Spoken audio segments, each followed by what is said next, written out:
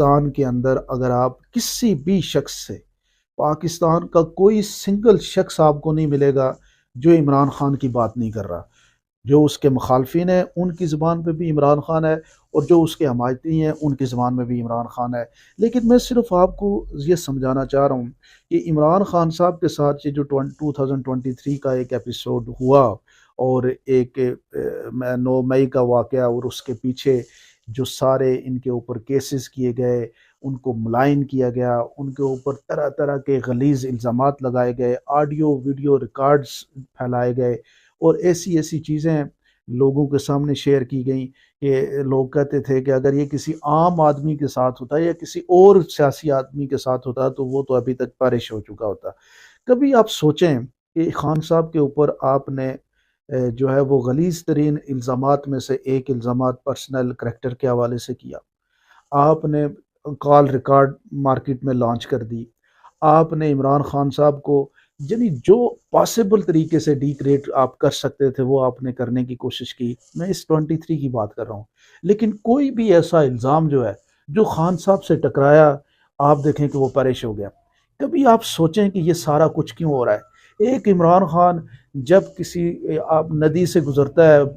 طوفانی بارش ہوتی ہے لیکن وہ وہاں سے گزر جاتا ہے۔ ایک جگہ آپ نے دیکھا ہوگا لانگ مارچ میں سارے لوگ جو ہے وہ پل سے نیچے ہو جاتے ہیں، اور عمران خان جو ہے آخری دم تک اپنے طریقے سے وہاں سے گزر جاتا ہے۔ کبھی آپ نے سوچا ہے کہ یہ سارا کچھ کیا ہے؟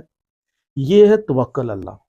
اللہ تبارک و تعالیٰ پہ الٹیمیٹ جو توکل ہے نا عمران خان صاحب کا، وہ کسی اور ہیومن بینگ پہ مجھے نظر نہیں آ رہا۔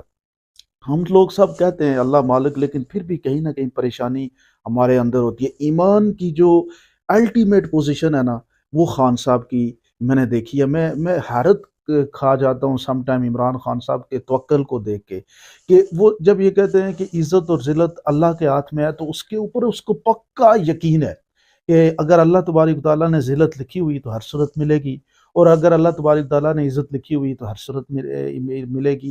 جتنا یہ لوگ دیکھیں نا، ان کو یہ غلط کہاں سے ہوتے ہیں؟ یہ بیسکلی ان کا مقابلہ جو ہے وہ اس ٹائم ان کے مقابلے میں ایک سپر آدمی سے، یعنی سپر ہیومن ہے جو اس کے ارد گرد جن کے ساتھ اس کا مقابلہ ہے۔ یہ تو چھوٹے چھوٹے، وہ دیکھے جیسے عمران خان صاحب نے کہا کہ لا الہ الا اللہ